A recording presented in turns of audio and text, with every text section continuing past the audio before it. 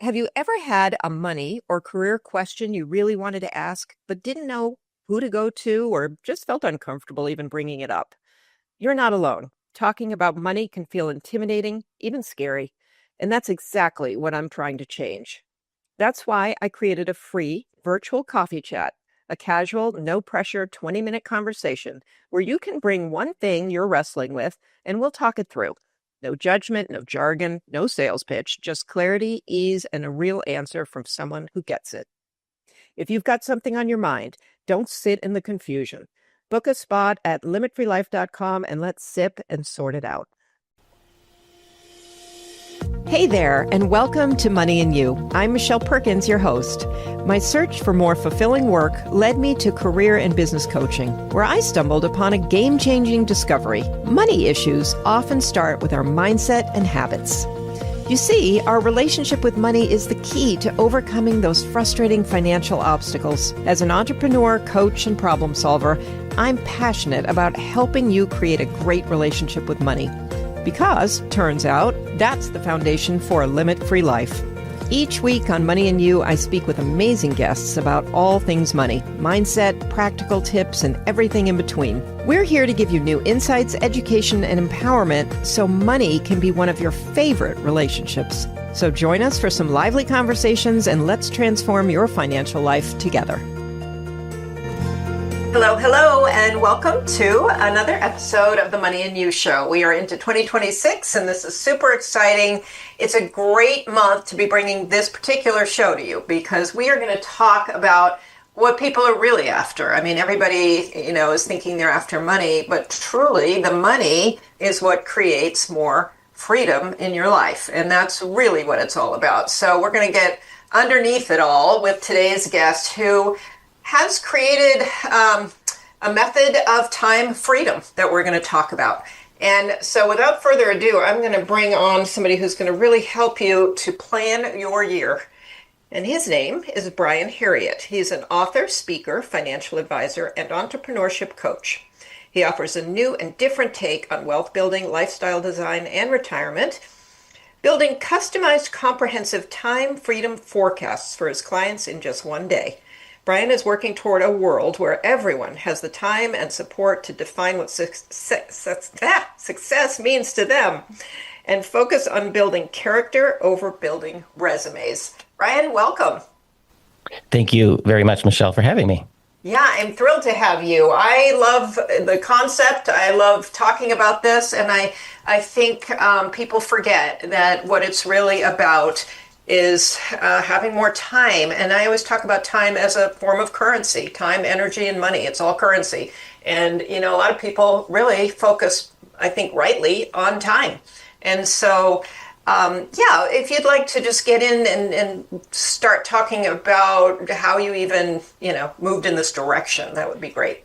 Certainly. So, I'm Brian Harriott. I have a book coming out in September called Time Freedom, and it is a practical guide to living a lifestyle that I've been able to craft for myself in the last several years, which is one where I work hard as an entrepreneur for what's the equivalent of the school year, because I have a son who's a freshman in high school.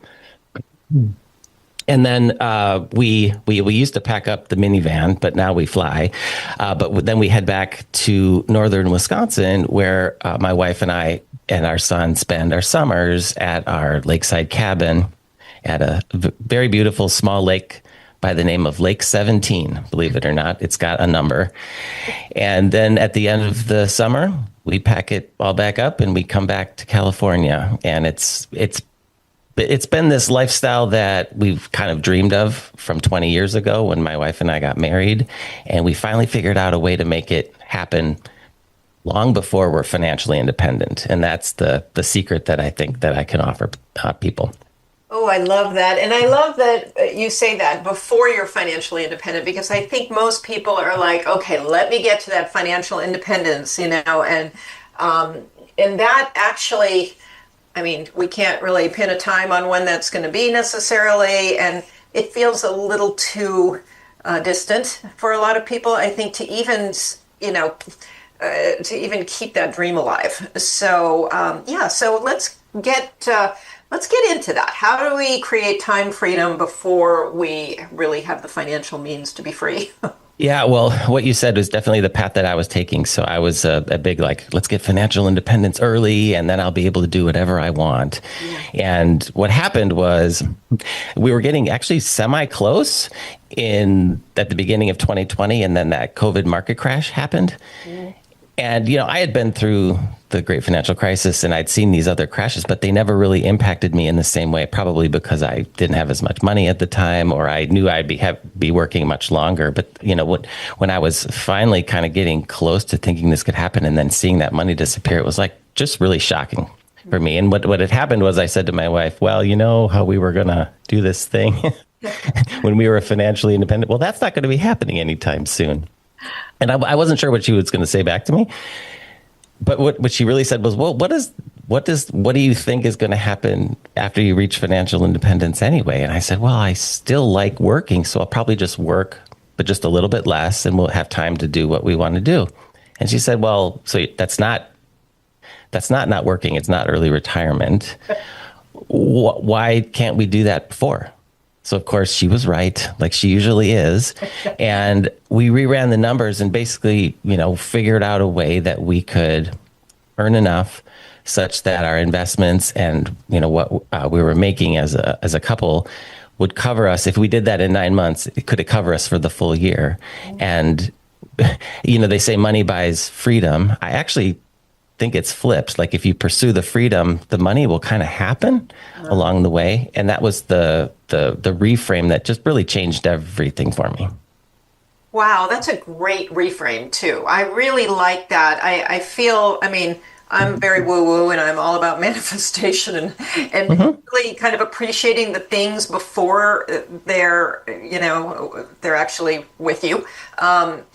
And so I really like that. I like that is a really important step, I think, is to be able to reframe, to think of things differently, basically. So yeah. And we wanted to, like, you think the reason you want the financial independence is so you can have the autonomy and the choice and the flexibility and the ease. But I believe, so you get the financial freedom, so you have the time freedom. But I actually believe you should pursue the time freedom first, and then the money will follow. And, it really, what it boils down to, the secret is that it's not just a money equation, it's a money and a work equation. And if you can fit those together, then you have a way to achieve this. And I couldn't find that until I figured it out myself, because you have your money and your financial people in your lives, and they're thinking at it from that angle. And then you've got your small business coaches and your, those types of coaches, and they're not aware of what each other is doing. And until you kind of bring it together, that's the secret sauce, I believe. Yeah, that's a great point too, because everybody is sort of looking at things from a different angle. We talk about that a lot on this show because, your tax account is looking at things with one goal in mind, and your financial advisor is looking at it with a different goal. And, there's some overlap, but still they're not always pushing you in the same direction. So, I love this because if you think of it even on a micro level, if something happens in your life and you don't have as much time to work, for example, you make it work. You figure out in a shorter window of time how to get the same amount done. And, they always say however much time you have, you'll just fill it, which I find for me, I do that really easily.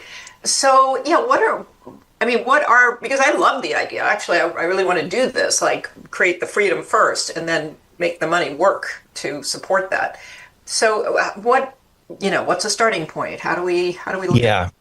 The way that I usually describe this is to start with what I call the time freedom formula as just a baseline. And then you can kind of go into the 3 different components of it to figure out how to make this work.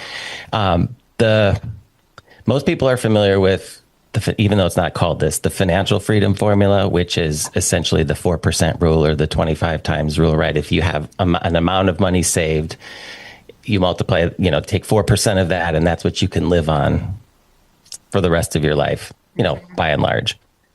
The problem is that number has to get so high, that nest egg has to be so high that people get overwhelmed, right? Or even me, like I was lucky to save from the moment I got out of school because I had a parent that taught me the importance of that. But even doing that, I still found myself in California and found myself paying for private school because my son needs to learn in a certain way. You know, life gets really expensive. So what the time freedom formula does is you've got lifestyle expenses that you have to cover, and that equals the investment income. So far, it's the same, plus this flexible work. So I think the first part that a lot of people have difficulty thinking through is, you know, can I use my money earlier? Mm-hmm. That's the first thing. And that's a big one. Now, you don't have to, but that's one component of how you could make this work. So, you know, you have a certain amount of money, say $500,000, $1 million, you know, so this is, you know, you're lucky to have, you know, you're mid-career or something. You can actually pull 4% of that and use that to supplement and kind of, you know, help with the inconsistent income that the flexible work will provide. So then the flexible work, that's I think the secret. So of course there's ways to do this if you're fully employed, not as many as an employed individual, but if you are an entrepreneur, and I'm not talking like a venture capital backed, high growth, high scale entrepreneur. I'm talking more about the lifestyle entrepreneur, the lifestyle business. Mm-hmm. You can take your business and figure out a way to optimize it, not around maximum money, but maximum freedom through things like seasonal schedules. And, you know, I taught for a summer thinking that was going to be the secret to getting my summers off. Well, you can't make enough in America as a teacher to do that. But teaching is not necessarily the only career that you can get your summers off. Like, so, you know, it was independent consulting that did it for me because it was project based. Now it's financial advising. I just have to do the right kind of financial advising so that I can protect those summer months. I actually believe that you could take almost, I'm sure there's an example that you can't, but almost any career. And if you really sit down and think about it, like, how could you tighten up the work, you know, chunk it, place it where you want, leverage a team, like all of those sorts of things that you can do to optimize around, you know, around the time off. Yeah. Yeah, I agree. And a lot of it is just making the decision to do it. I mean, once you make a decision to do something, you know, you have somehow you start figuring it out. But if, you know, if your decision is, I'll do that later when I retire, that's one decision. But if you decide to do it now, the ideas just start, you know, like start coming to you, how you can kind of recreate how you do what you do. You mentioned retirement, you know, and that's always, you know, what I've found is that, you know, so many of us that are, you know, entrepreneurial by nature, we really like the work we like. How about I put it that way? And I actually believe that if you take work you like and then you make it great, you may want to do it for a long, long time. You know, if you know, and I first heard it was I don't even know if this was a real person or if it was an anecdote, but it was the story of this international, attorney that would for trademarks or something like that. And he was well renowned and he could basically work 20 hours a week for 8 months a year. He got to travel all over, be smart and still make like $400,000 a year. And he maintains his status and his social, you know, through the work.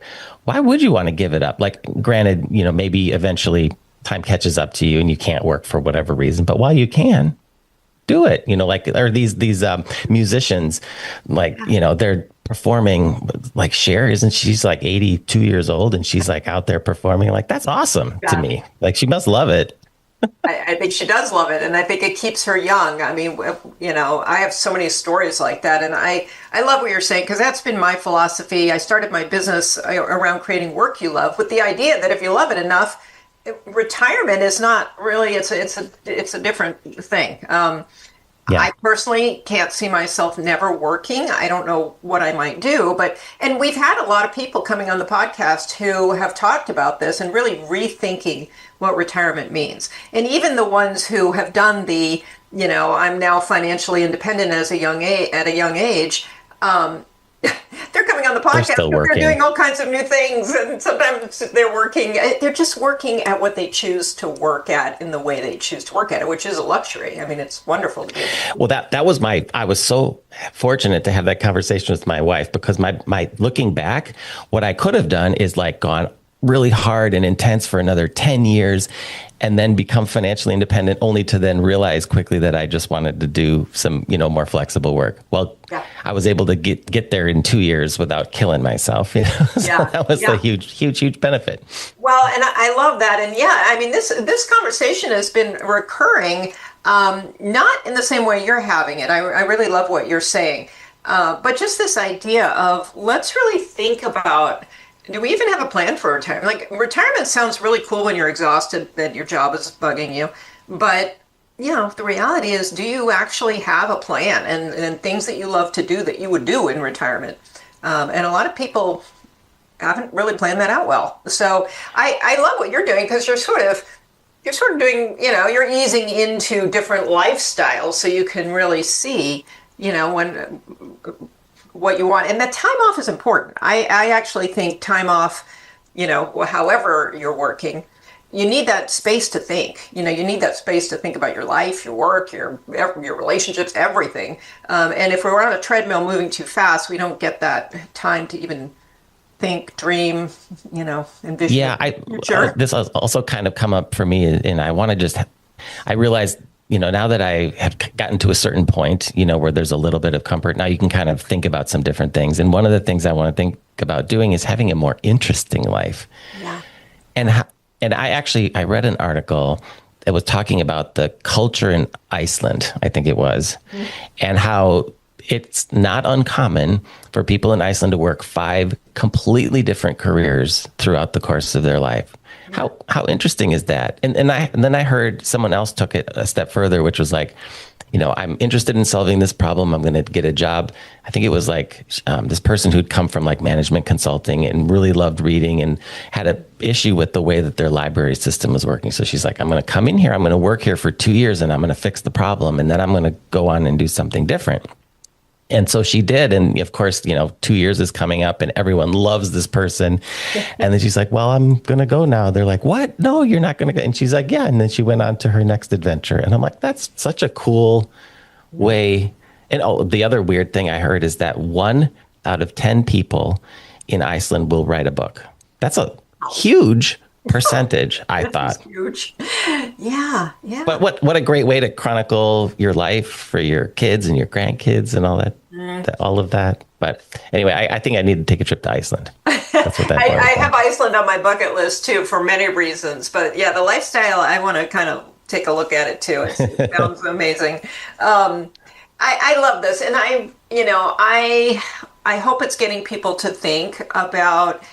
We sort of do things with respect to work in a little bit of a, I don't know, I hate to put it this way, but kind of the striving energy or this sometimes desperation. Like people feel very locked into things and obviously unable to make a lot of changes. So, I think what you're doing too is giving people a little space so they can maybe try some things and some off time. And I think that's a really great way to make some transitions for people as well.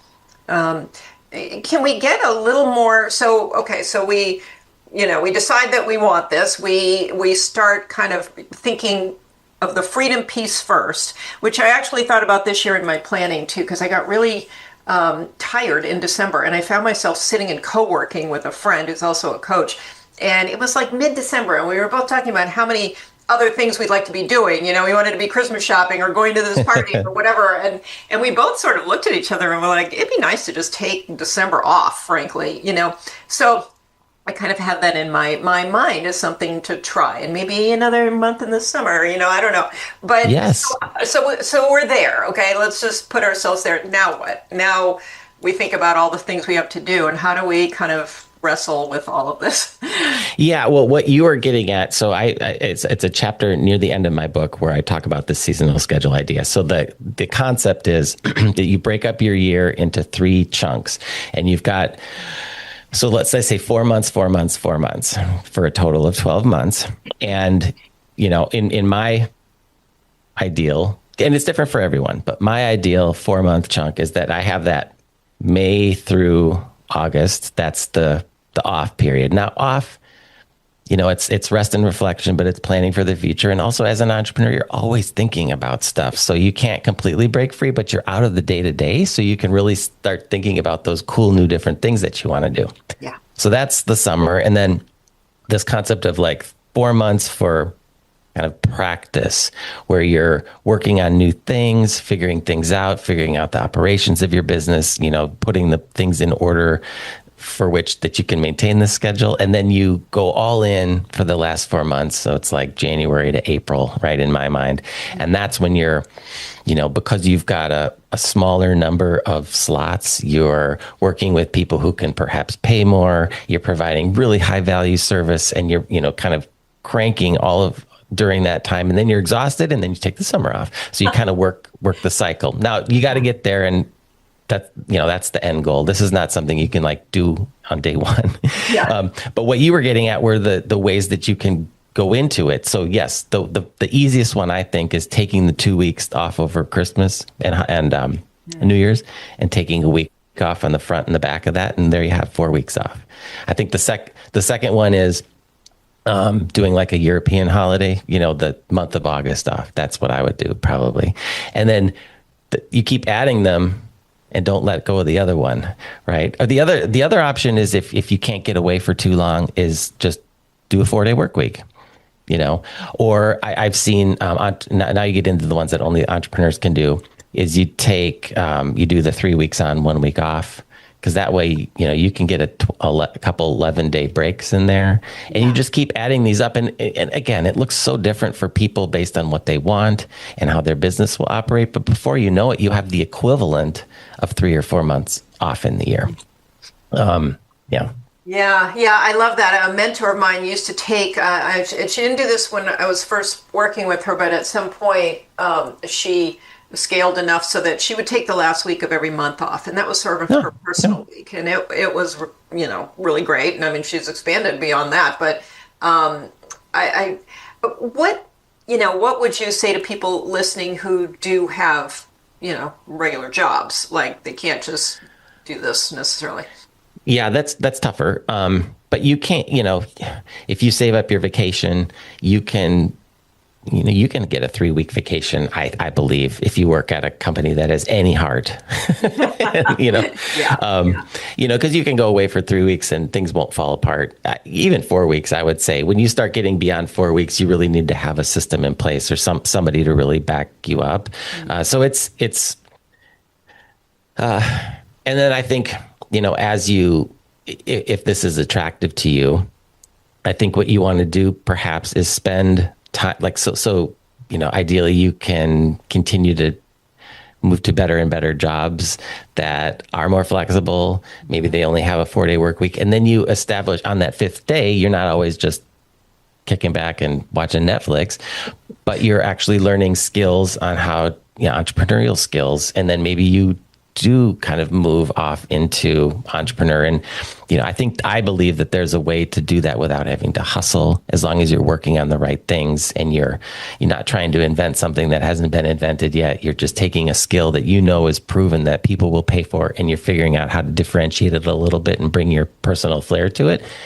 People will pay you for that, but it is a little bit of a different mindset to switch to entrepreneur, certainly from full-time employment. Yeah, absolutely. I mean, I've done it, and I know a lot of the pitfalls. It was not easy for me to go from a 15 corporate job, and intense ones where you didn't work 8-hour days. There was a lot of that carried into my entrepreneurial life that I would say it didn't fit very well. Each individual situation is, different. Like I worked as a consultant, as an employed consultant for 12 years. And then I just did the same thing, but did it on my own. Right. So that was a pretty easy transition. Yeah. And then you just keep picking up skills. I think the key is that you always have to be wanting to and willing to learn some new and different ways of doing things, how do you write a book? I don't know. Now I know, like weird things like that. Yeah, no, I totally agree. And I love that you brought up the mindset because it's so important. And I think for a lot of people, they're going to listen to this and the resistance is going to immediately come up because we don't have the mindset that we have all the time we need. I love that as sort of an affirmation. We don't really, start out believing it, but like now you've done it. So you actually can believe in this process and trust in it. And that's really, really important. So, it's important, I think, to do what you said, which is take some baby steps toward it and shifting your mindset around it. But also what you said is important, too, because many people have probably had that situation where like a parent got gravely ill suddenly or someone got in an accident and all of a sudden you're off work for 6 weeks. You figure out a way to do it. Yeah. Right. So in a way, if that's happened to you, you've done it, too. Mm-hmm. Now we just have to figure out how to do it, purposefully and without all the, difficulty from a difficult situation like that. Yeah, I agree. And it's interesting because it definitely, kind of ties in with what I like to talk about a lot, which is your relationship with money. Because if your relationship with money is that you're always sort of, in fearful or not in fearful, in scarcity, feeling fearful, that is going to really play into this pretty heavily. And I have an entire chapter, number 5, dealing with talking about what I call a money personality, which is, again, something I don't like. I was late to the game of like behavioral finance. I just thought that everyone looked at money the same way for like 40 years of my life. Yeah. I thought everybody was just like focused on getting a good value and putting money away and saving it. And, but now that I actually, what really made me realize it is by then my son was starting to get a little older and I'm like, he is not a saver. He, that 3-jar method where you're supposed to like put a third. What is it? Charity, savings, and spending. He like convinced us that he should spend it all. And he's like, well, I'll just go wash cars or something like that. I'm like, oh, you're that, I call it a money maker. Like, but really like his skill set is probably the most freeing because if you have an ability to just, I need more money, I'm going to go make more money. That's pretty cool, right? You can't lose all your money that way. You have that developed. So anyway, I think there are multiple ways based on what you're comfortable with and the way you work with money to achieve time freedom. Whether it's, I call it the money manager, which is what I was, which is like save and invest. Yeah. He's the money maker. He's going to go entrepreneur the heck out of his life. Money minimizer is another one. Like my mother-in-law is perfect. Like she didn't have a lot of money, but boy, she made that money go like last, so she never had to work, because she was able to figure out and do all that. And then those are the kind of, they line up with the aspects of the time freedom formula.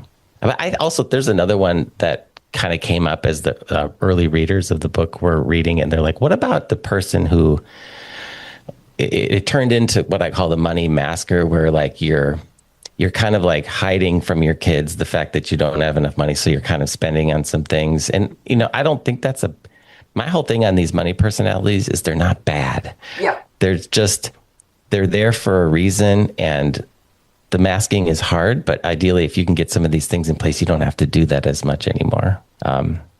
It's just, I'm so fascinated now though, actually, about the relationships of people with money. So I'm so glad you brought that up. Well, that was my same fascination because I went to school, I became a CPA, I got my MBA, I did some consulting as well. And nobody ever mentioned this part of it, the emotional part of money, never, until I went to a coach and she was talking about it in depth. And just like you, as a financial person, I was so fascinated. I thought you just learn the practical ways that you should manage money, you put it into do it, and everything works out. But it's so not the case. And entrepreneurs have their own set of things they do with money that don't follow the rules properly. But right. And I've often thought too about like, just the terrible numbers. What was the one of like the average person saved $88,000 for retirement, or like, I think that was the one I read from a Northwestern Mutual study. And like, what do we do? Like you can't just you can't catch up. And that's why I think I'm proud of this book and this concept of time freedom, because you don't have to have $1 million, $2 million, $5 million nest egg, I believe, to live great through the end of your life. Like if you don't have a lot saved, that's okay. We just have to figure out how to get you in a position where you can work in a way that works for you, and is ideally flexible and can continue earning income, because that's like a nice release valve. Yeah, I love that. And these money personalities are, we all have different terms for that, but it's so important to know who you are and how you operate. Yeah. And to accept it, not think it's bad, but also realize, what could be improved. I mean, if you're just not a saver and you're out making a lot of money, which I know people very close to me who are great at that. They're great at making money, but they are not paying attention to the other side of the equation, and they spend it all every month. So they have to be great at making money because it's going to be gone. Yeah. So fortunately they have that skill, but we want to bring in some of the skills that we don't naturally have. I've tried to think about what I'm going to do with my own kid. he's gonna fail at 5 startups, and then he's going to get it big, and then I'm going to have to just siphon half of that off, so that he can, because I don't want him to lose it all once he makes it all. Well, it's kind of fun when, yours isn't, mine are a little older, 25 and 28, and we talk about money a lot, and at this age, especially where they're making their own money, you can really see their money personalities forming. And my daughter is an incredible saver, but she's a little worried about it too much. It's like she's saving really well for her age, but for her, it's just, it's not enough. And how do you save more? And how do you make more so you can save more? And everything has its shadow side, even the good stuff, like being a saver, so. Yep. And no matter, you're the parent, so they won't listen to you anyway. Oh yeah. That's the truth, boy. I know. It's sad.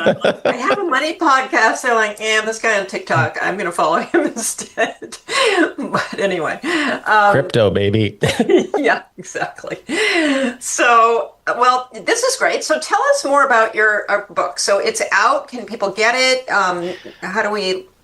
Yeah, so it is not out yet. It is not out actually until September of 2026. Okay. However, but yeah, okay. Yeah, and the reason, there's a lot of reason for that. One is, there's much faster ways to produce books, but I've decided to go, let's make it good, and that's going to take some time. And I had my release date pushed out because my publisher was able to get me trade distribution, which means that it can go, into the bookstores, not just be available online. And I figured that was worth it.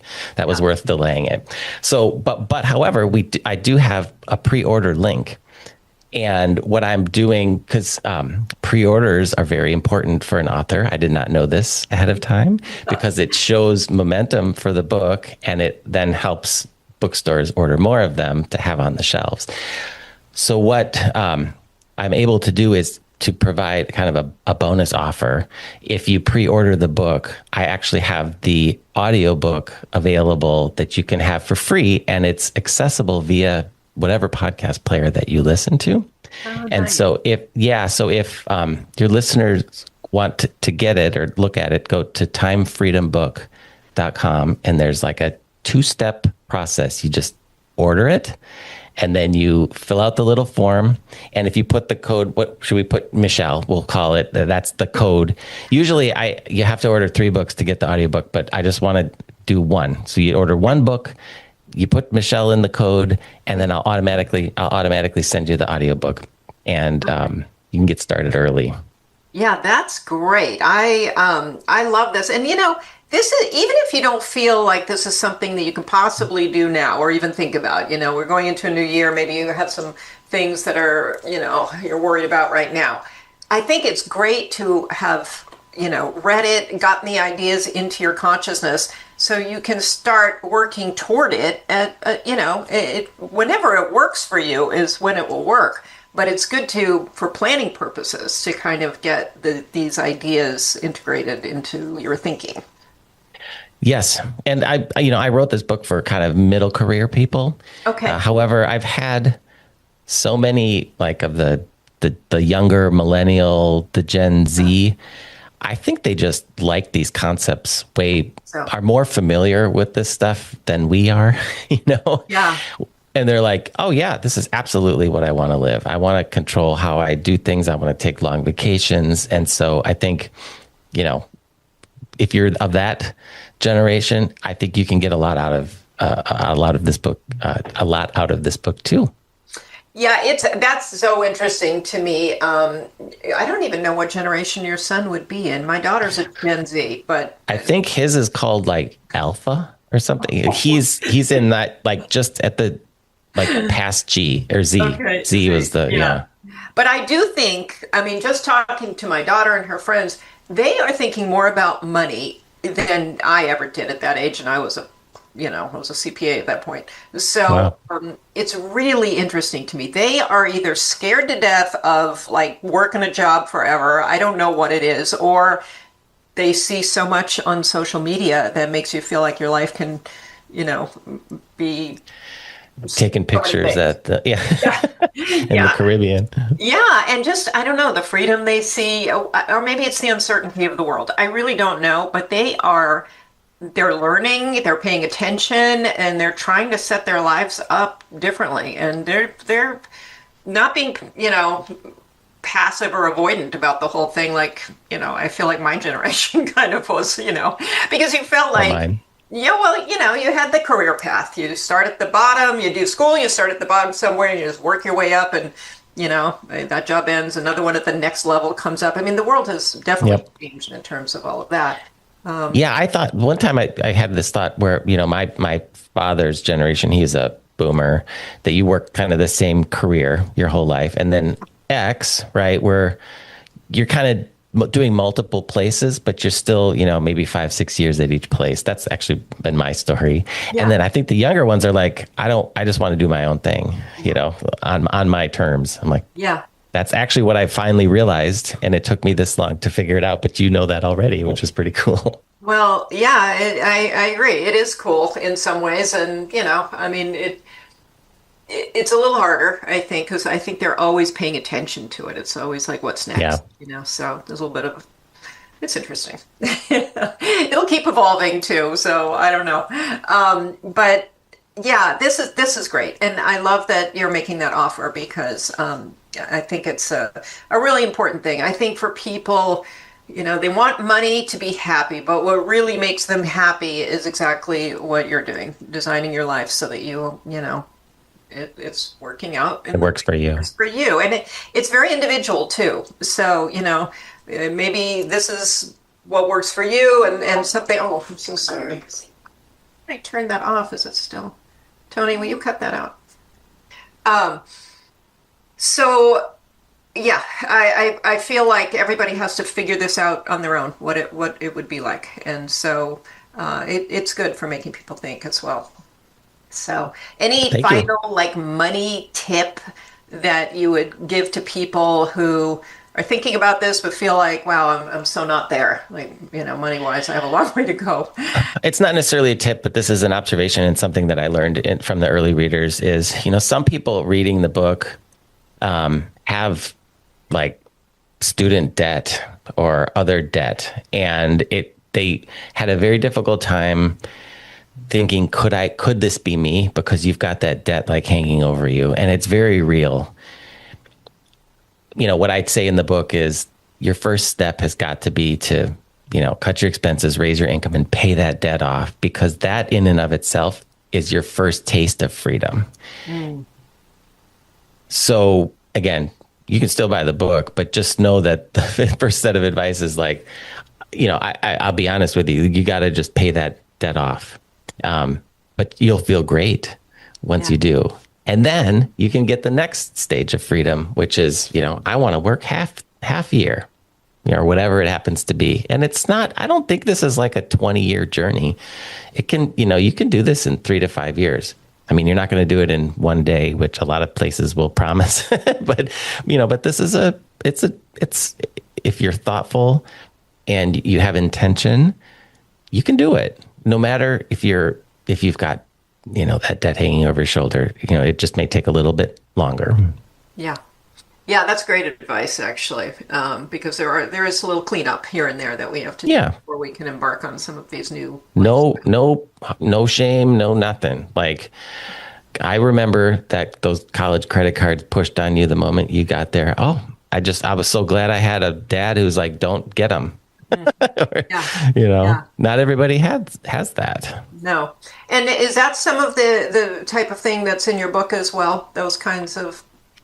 Where I get into like spending and things like that is in a chapter that I have around kind of these 10. There's I think, I've read many a book on that, and there's 200 tactics that you could have. I actually consolidate them down into just 10 spending principles that I think are helpful. And that's where I get into those sorts of things. Okay.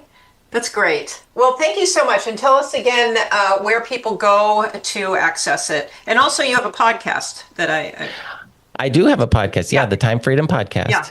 And season 1 is all about the book. Basically, I have a co-host, Kirby, and she's a little further, she's earlier in her journey towards time freedom, whereas I'm in it. And so it's a great back and forth discussion. I think is very helpful to listeners to kind of see the two perspectives. But in season 1, we talked through all the concepts of the book. Season 2 comes out in January, the end of January, and I'm taking guests. So we've got Mike Michalowicz and some of the, I'm trying to get some really good people on. And again, people that are living time freedom in different ways so that we have more models. But yeah, that's the podcast. But to get that book, go to timefreedombook.com. And when you get it, put the code word, the little code of Michelle and then you just have to buy the one book and I'll send you the audiobook right away. Like right away. And not just a part of it, like the whole book. So it's like 2 books for one. How about that? Great. And you can listen to the book on a podcast platform. Yeah, it's this new technology that I learned about where it's a private podcast. So you get a link, you click through to it, and it just shows up in Apple Podcasts or Spotify, and it's just for you, but it's right there. It makes it very convenient. It's pretty cool. I didn't know about that. I can tell you about it offline if you're interested. Yeah. Okay. Wow. Very, very cool. Okay, well, Brian, thank you so much for joining us today. It was a great conversation, and I hope it sparked some interest in people's minds when they're, especially now at the beginning of the year, looking at your calendar. Like you have the opportunity right now to start putting this into play, even in little small ways. So, yeah. Sure do. Thank you so much, Michelle. It's been a real pleasure. Yeah. Same. So thank you. And audience, don't forget to go and, grab the audio book. Buy a book, grab the audio book. It'll be a pre-purchase of the book. And then you'll automatically get the audio book right away. So that sounds great. Sounds like a great planning tool for all of us. And I'm really excited about this. I'm excited to sit down, and I usually do this on January 1st, but I haven't quite yet. And plan out the year, and I'm going to incorporate some of my days off, and they're going to be the first thing I put on my calendar. Some vacation. Great, that's right. So thank you so much for being here, and if you'd like to reach out to me, it's Michelle@limitfreelife.com, and I'd love to hear comments, ideas for shows for the year. We're getting off to a new season ourselves, so. Thank you so much for listening. If you like the show, please share it with your friends and family. And I'm sure you can think of some people who could really use this show, especially if they're really overworked. Rate and review the show. Give us a like, subscribe to the podcast, and we'll see you next week.